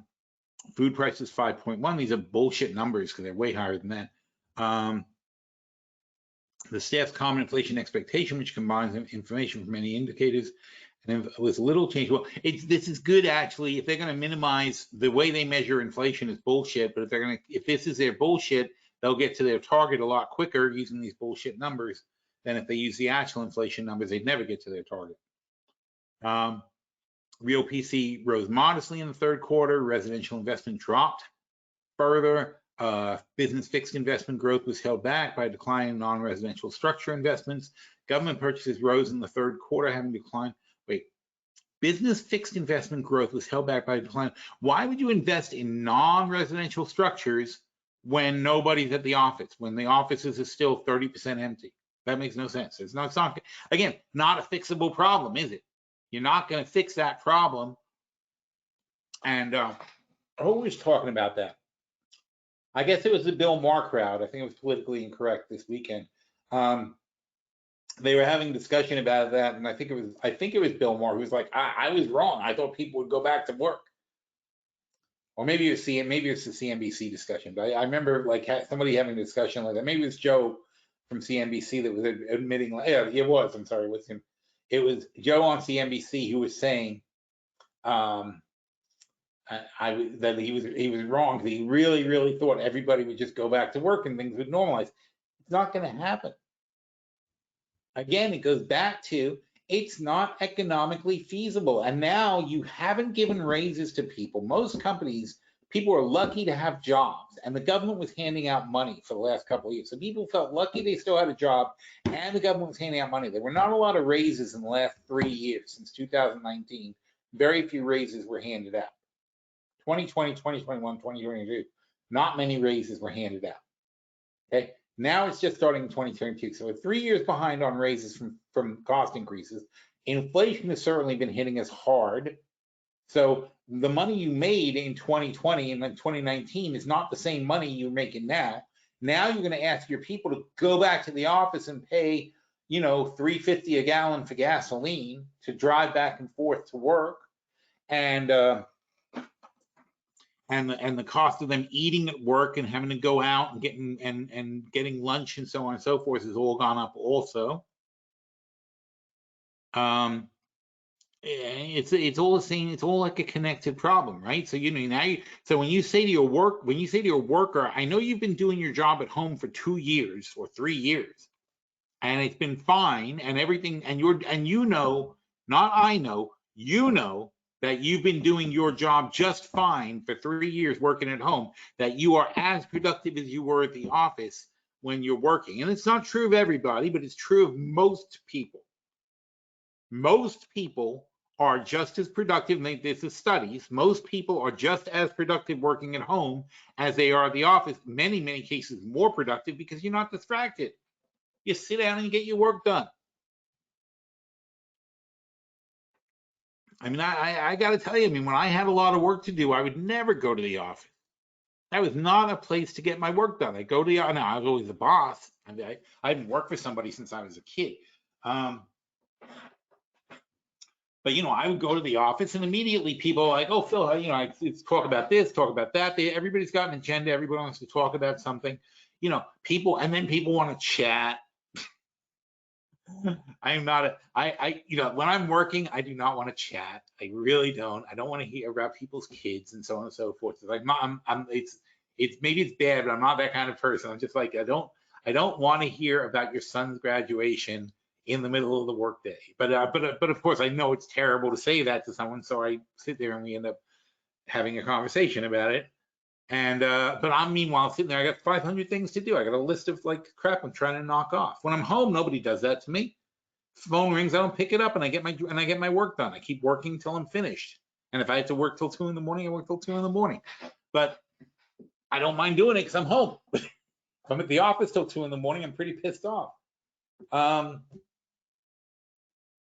So you know, again, it depends on the person there, and you know, I knew that back in the day. I mean, I had a company with 100 employees, and I used to let people work at home. I thought it was great. I was like, because I had a much smaller office. I had a smaller office, and I said, do people really need to be here to do this job? It's like, you know, because it was the earlier days of computer networking, and I'm like, well, if they could sit at home and do the same job that I need them to do if they sit at a desk, why am I buying them a desk? Why am I buying the space for a desk? Why am I having the desk? Why do I have to do all this stuff? Why can't they just work at home? And I hired a lot of really happy people who work at home. Goes back to those same housewives and whatever who have daycare. They take care of their kids and they do their job for me. It worked out great. I discovered this 20, 30 years ago. It's a definite way to run a business. But you got to have the right people. Not everybody does it. Some people do that and they goof off. But you can figure that out. You can measure it. You can find out who's working and who's not. But anyway, so point being, Joe from CNBC was totally wrong. It's never going to normalize back to that because the whole concept of working in an office in the age of computers is ridiculous. You went to the office because you could not do your job at home. It wasn't possible. If you could do your job at home, why would you not do it at home? And it's not a detriment to the company when you're paying $100 a square foot for Manhattan real estate. Your little stupid 5x5 cubicle is still 25 goddamn feet. They don't want to pay for that. I'm sorry, not 100. It's 1,000. It's 25,000 for the year. It's 1,000 a foot basically. It's like $25,000 for your little 5 foot by 5 foot space where your desk is. Not to mention the path where you have to walk to get to your desk and the coffee machine and the bathroom and all this crap, right? That the company has to pay for. I would rather give that money to my worker, right? Don't come to the office and I'll pay you $12,000 more. Just do the goddamn job. Do it correctly. And companies are starting to realize this, and employees are totally realizing this, and they're looking for companies that let them work remotely. So we're not going to revert back to that, and we're not going to fill up that office space, and we're not going to build all these structures. And China has made a huge mistake in building all these cities for the model of cities of 20 years ago. That's over. And that means they're all going to take a loss. All those cities, all those developments, all the crap that they did is based on a model of working and commuting and living that is no longer valid. And you can try to force people to do it, but the reality is it's changed. And we need, you know, it was good in a way that we went through this COVID where people realized some things don't have to be done that way. Like I've been promoting for years remote education because it's not, the cost of running a college is stupid. It doesn't make any sense. Okay. Really, if we just got some really, really good teachers, like just take all the best teachers from all the colleges, take the best Ivy League professors who teach the best classes and put them online. For the entire world, for whoever wants a college education, here's the best economics professor on the planet. Here's the best music professor on the planet. Here's the best archaeologist on the planet. And you're going to watch their lectures. They can lecture live to a select amount of people. And you can watch the Q&A as if you're sitting in the class, do the same thing. You can even buzz in and ask a question, although it'd be kind of crowded if everybody's remote. But there's no reason not to do that. And all you have to then do is have a large amount of proctors to oversee everybody's exam work. But you've streamlined college. You've eliminated the needs for thousands of campuses. You've eliminated the needs for hundreds of thousands of teachers and desks and blah blah blah blah blah. And you've cut the cost down to a reasonable number for education that's people can actually afford. I've been saying this for 30 years. I mean, I tried to run a business plan of this 20 years ago. I tried to get people to invest in it. Nobody would invest in it back then. But finally, we forced the issue, and people actually say, "Oh yeah, this remote college thing does work." It's not done properly. It's not done as well, but certainly a lot of things you could take in education. Any of those lectures that you went to in college that had 100+ people in a room, you certainly didn't need to be there live. You could have watched it on TV. It's not like you were able to ask a question or do anything other than sit there, wait for the teacher to be done, and go home. Could have done that on TV. Did not need the class. Anyway, so things change and the dynamics have changed, and we're getting to the point now where it's going that way. Now, you go back to Facebook or Meta and Zuckerberg, he's looking at the next level. He's looking past this and saying, there's no need for reality. And it always strikes you just like, and I'm telling you, as a guy who would pitch all this crap to people 20 years ago, and they look at me like I'm insane, that's what people are doing with Zuckerberg right now. But 20 years from now, they'll be like, oh yeah, he was the guy. But that doesn't mean you're gonna make the money. That doesn't mean he's right. He could be too early by too far to make money at it. But the reality is, if I can in high definition, like a movie, if I can go to Paris and go to the Louvre because I put on some goggles, and I can look at the painting and walk right up to it the same way I would if I was at the museum, if I can turn around and see the exact same everything that I would have seen if I was there, if I can walk through every single street and alleyway in a town and see everything and check out all these cities all around the world, is that going to be something that people want to experience?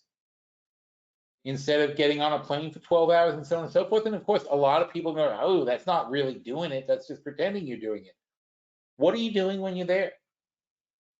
I can get a crate down the street and go walk around Paris in virtual. So I can get a real crate and I can walk around Paris otherwise.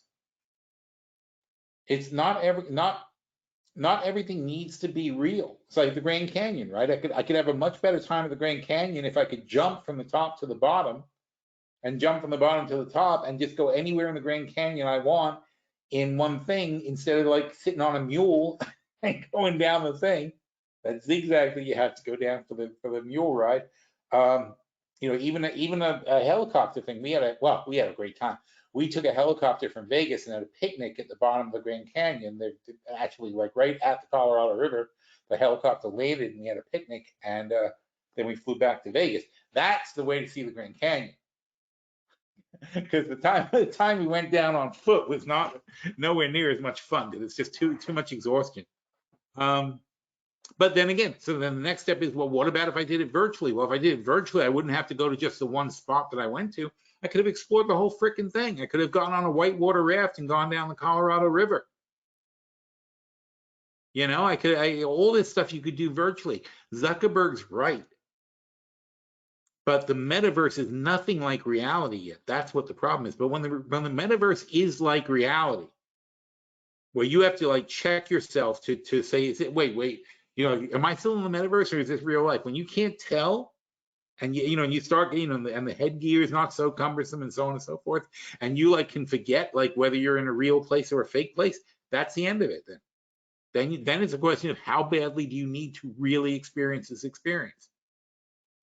And he may be right, but is he too early? Because as of this moment, they just put legs on people, so they're pretty far away from like a full experience. Data pointed to weakening foreign economies, weakening foreign economic activity. Yes, obviously weighed down by economic fallout of the war. See, this isn't ending. Headwinds in China, that's not ending. Tighter financial conditions, also not ending because the Fed is still tightening ahead of everybody else. The energy supply situation, we'll see how Europe gets through the winter. That's also, by the way, another reason I want it to be in cash right now. We'll see how Europe gets through the winter energy-wise. It's really tight. In China, data indicated weaker momentum in economic activity, further deterioration in the property market. And again, I've been saying all year that the China property bubble, the China collapse started with Evergrande the early part of the year, is just way too big. And the only thing you have going for you is that the Chinese government is willing to do whatever it takes to prop it up. But there's a limit to what China is going to be able to bear.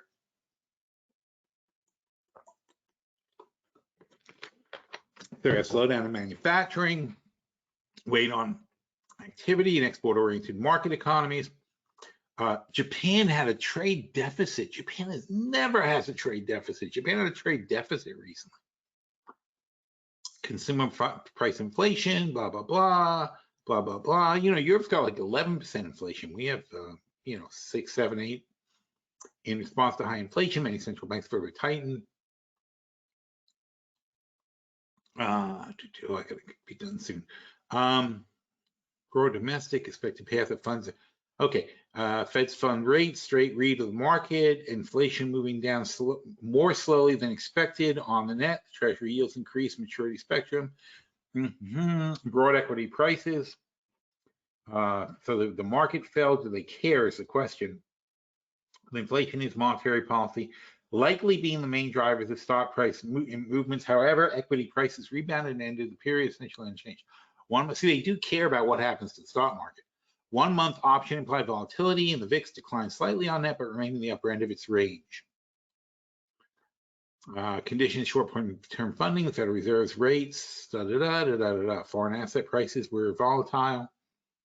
In domestic credit markets, credit continued to be generally available to businesses. This is key.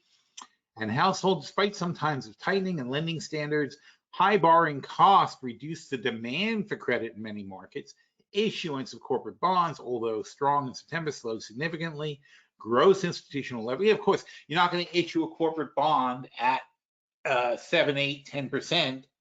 It's kind of shocking. So people knew the rate hikes were coming. They issued a lot of bonds earlier in the year and very few bonds now. And they're going to issue very few bonds going forward comparatively. Of course, this is why corporate debt is so high now, because everybody issued everybody took a lot of debt when it was 0%, and you could issue a 3% bond and people would snap them up. Yeah, I'll pay you 3% for 10 years to borrow money. Especially any company that can drop 10% to the bottom line should be borrowing as much as they can at 3%, right? Because you're going to make 7% on everything you borrow. So until you can't expand anymore, you want to just keep pumping money out. But that's left companies with massive balance sheets and rising rates. So if they aren't making the 7%, if they aren't able to pay that money back, they are going to be screwed as rates go higher. And that's why one of our primary filters that we're using is to look at how much money somebody uses. If somebody has a lot of debt compared to their earnings, and we take whatever their debt is, we're adding 5%. It's not going to be 5% tomorrow, but over the course of time, the money they borrowed at 2% and 3% is going to end up being 8% when they have to roll it over. And that's a 5% gap. Not everybody, not everything, but you have to plan for what if the Fed funds rate goes past 6%? What if it goes to 7, 8, 9%? We don't know when it's going to stop. And so if we don't know when it's going to stop, we have to assume the worst case. Credit remained available, residential market borrowers, blah, blah, blah. Yeah, credit's fine if you can pay the rates, but people can't pay the rates. Refinance originations were flat. Refinances have fallen off a cliff now. There's almost none. Consumer credit remained. Oh, and by the way, when I talked about refinance this morning. When there's no refinancing, when there's no mortgage activity, Think about all the people who are mortgage brokers. Think about all the title insurance people and the mortgage insurance people and the realtors who are lucky if they sell 2 houses a year right now.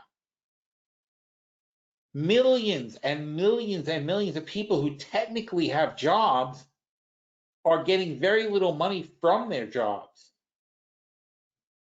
There's no real estate boom, that the turnover of housing has gone down considerably. Not only that, though, homes are not being built. If homes are not being built, then construction people are not making money. So we're not in a recession yet, but you have these entire industries that employ tens of millions of people who are making much, much less money than they used to make.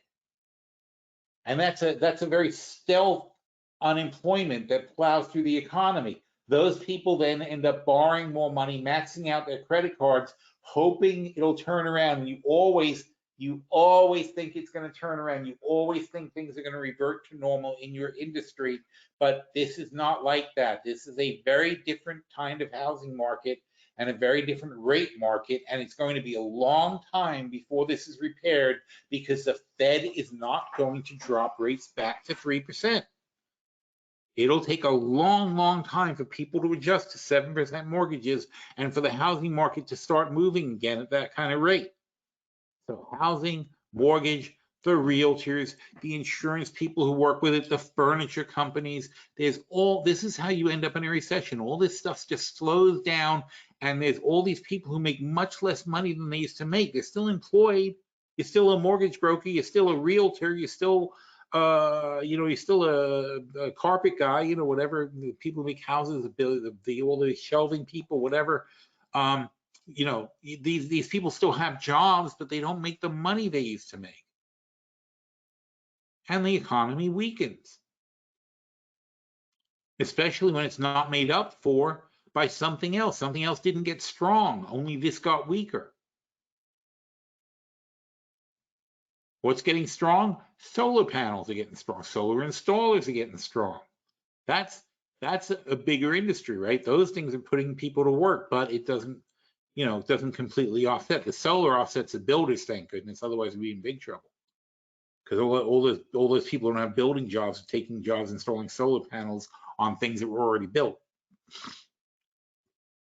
Credit quality of non-financials showed deterioration. Generally solid. Corporate bond rating upgrades on par. Default rates on corporate bonds slightly from low levels. It's still low. Credit quality remains sound. Delinquency rates ticked up, but not a big deal. Delinquency rates on small business loans very low. All good so far. Nothing terrible. Credit quality, most households appeared solid. Delinquencies on mortgages continued to trend down. Share of mortgages in foreclosure were close to pre-pandemic. Data through the second quarter, credit card auto delinquency rates continue to rise. However, these have not been a big deal. Delinquencies for auto loans were closed. Credit cards well below pre-pandemic levels. So all good.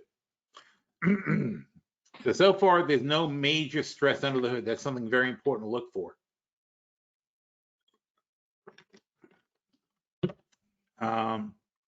Non-financial leverage continued to decline. Financial sector stress test demonstrated large banks remain resilient.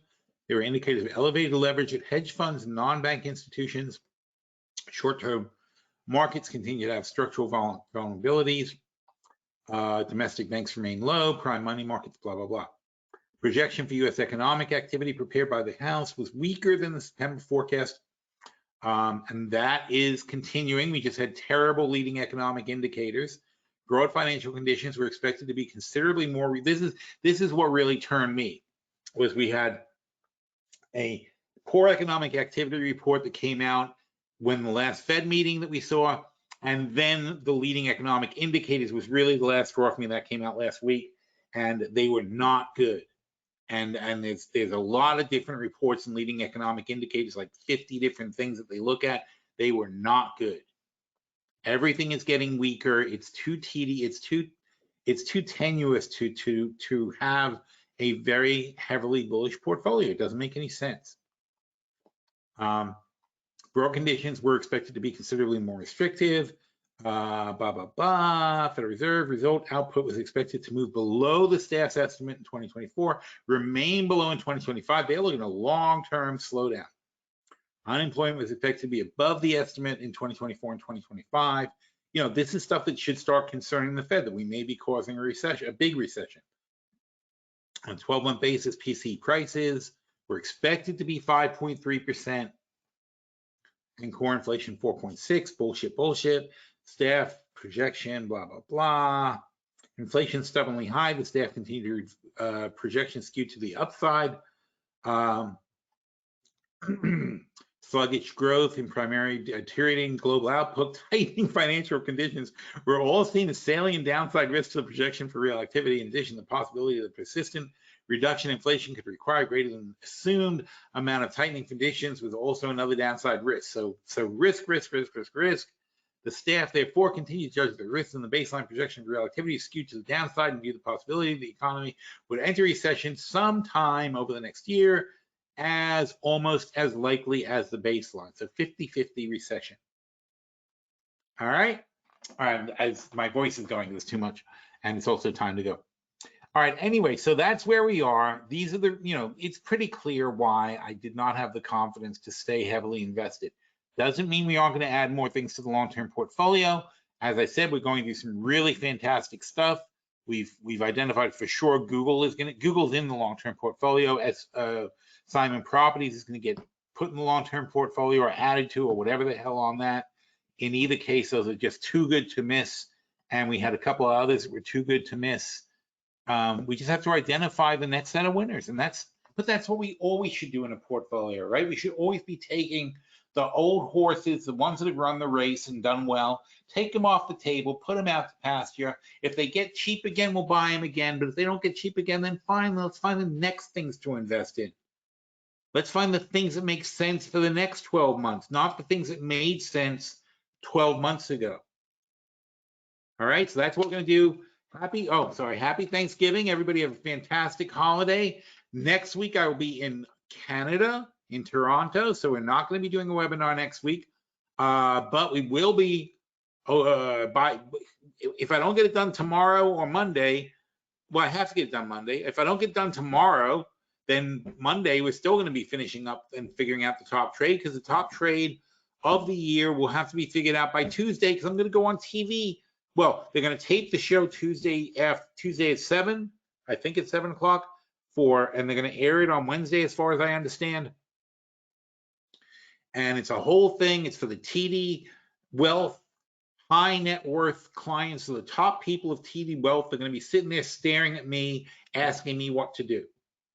So that's what I'm doing up in Canada. I'm going to be working with TD Wealth top 100 customers, coming to a thing that's a very big deal from all over Canada to sit down and hear what I have to say. So a lot of pressure on me figuring out a good trade of the year.